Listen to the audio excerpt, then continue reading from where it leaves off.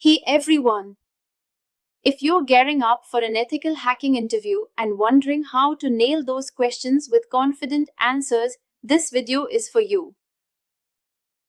We'll cover the top 15 most frequently asked questions in ethical hacking, with practical answers that sound just like you're sitting in front of an interviewer. Let's make sure you walk in ready to impress, so grab a notepad and let's dive in. 1. What is ethical hacking? Ethical hacking is the practice of legally breaking into computers and devices to test an organization's defenses. I'm essentially acting as a white hat hacker, using the same tools and techniques as malicious hackers, but with permission and in a controlled environment to identify and fix vulnerabilities. 2. Can you explain the different types of hackers? Sure. There are mainly 3 types. White hat hackers, ethical hackers like myself who work to secure systems. Black hat hackers, malicious hackers who exploit systems for personal or financial gain.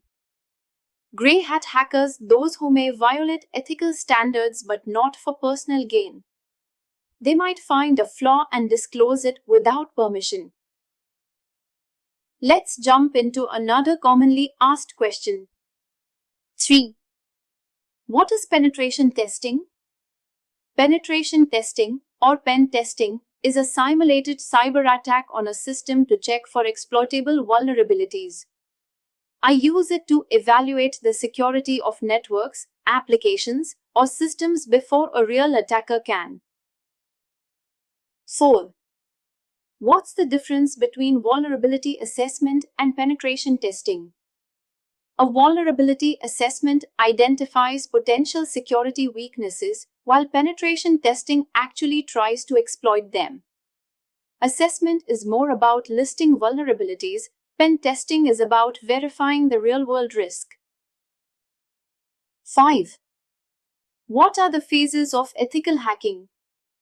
The typical phases are reconnaissance, scamming, gaining access, maintaining access, clearing tracks, reporting. Each step plays a critical role in simulating an actual attack.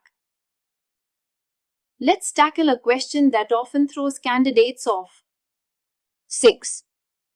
What tools do you commonly use? Here's how I usually explain this during interviews. I frequently use tools like NMAP for network scanning, Metasploit for exploitation, Wireshark for packet analysis, Burp Suite for web vulnerability scanning, and John the Ripper for password cracking. 7. How do you stay updated with the latest security threats? I follow platforms like ExploitDB, HackerOne reports, OWASP updates, Reddit's NetSec community, and attend webinars or security conferences like DefiniteCon or Black Hat. Continuous learning is essential in this field. 8. What is SQL injection and how do you prevent it? SQL injection is a web security vulnerability that allows an attacker to interfere with queries made to a database. I prevent it by using parameterized queries, input validation, stored procedures, and ORM frameworks. Here's another interview favorite you should know well. 9. What's the difference between a virus, worm, and trojan? Virus attaches to files and spreads when those files are executed. Worm is self-replicating and doesn't need user action.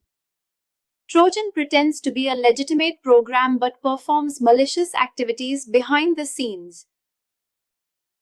10. How do you secure a web application? This can be explained clearly by looking at. I follow OWASP Top 10 guidelines, use secure coding practices, input validation, HTTPS enforcement, session management, and regular vulnerability scans using tools like Burp Suite and Nikto. 11. What is the difference between encoding, encryption, and hashing? Encoding is to transform data for safe transmission, reversible. Encryption is converting data into a secret format, reversible with a key. Hashing is one way. It's used to verify integrity and cannot be reversed. The next question is one you definitely don't want to miss. 12.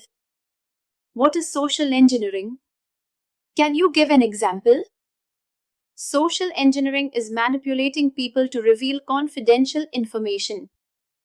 A common example is phishing, where attackers send fake emails pretending to be legitimate entities to trick users into giving credentials. 13. What is a man-in-the-middle attack, and how can it be prevented? It's when an attacker secretly intercepts and possibly alters communication between two parties. To prevent it, I ensure the use of SSL/TLS, use VPNs, and implement certificate pinning in mobile apps. 14. What's the difference between symmetric and asymmetric encryption?